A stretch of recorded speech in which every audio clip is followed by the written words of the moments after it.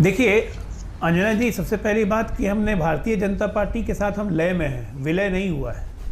अब जब पार्टी की लाइन नीतीश कुमार ने ड्रॉ कर दी है कि जांच होनी चाहिए, संसद में चर्चा होनी चाहिए, तो होनी चाहिए, उसमें क्या दिक्कत है। और नीतीश जी ने एक लाइन और कहा है कि ऐसा लोग जो कह रहे हैं वो कुछ लोगों को परेशान करने के लिए कर रहे हैं, तो ठीक है ना।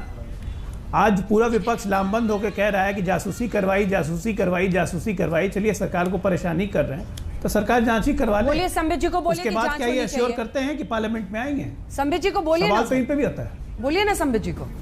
अरे जब नीतीश, संबित जी सुन नहीं रहे क्या मेरी बात? नीतीश जी की बात संबित जी ने भी सुनी, आपने भी सुनी, मेरी बात भी सुन रहे हैं। लेकिन सवाल ये है कि क्या आप विपक्ष से पूछिए कि अगर जांच करवाने को सरकार तैयार हो गई, संबित जी ने अभी कहा कि कोरोना के चर्चा के बाद उस पर भी, पेगासस पे भी चर्चा होगी, लेकिन क्या ये पार्लियामेंट में आएंगे तब तो चर्चा होगी? क्या ये पार्लियामेंट में आएंगे? पहले इनसे पूछ लीजिए, बात साफ हो जाएगी। तो इनकी मंशा क्या है? सुप्रिया जी, सुप्रिया जी, मुझे 5 सेकंड दे दीजिएगा। आ रही हूँ। सुप्रिया जी, सुप्रिया जी बहुत देर से हाथ उठाए मुझे थोड़ा अचंभित भी लगकर हूं मैं, और मुझे थोड़ा ढकोसला भी इन लोगों का सामने सामने दिखता हुआ हंसी आती है।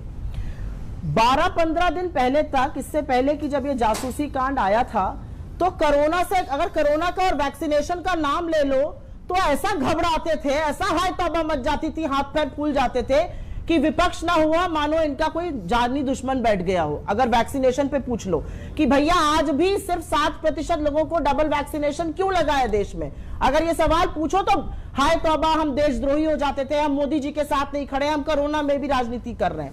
आज यही महानुभाव अपना मुंह लेकर आ जाते हैं और कहते हैं कोरोना पर चर्चा करेंगे। और चर्चा कौन सी करते हैं? सदन में ये कहकर कि एक भी मौत नहीं हुई है बिना ऑक्सीजन की कमी के। ये सोच लीजिए, इस तरह का आडंबर चलेगा नहीं।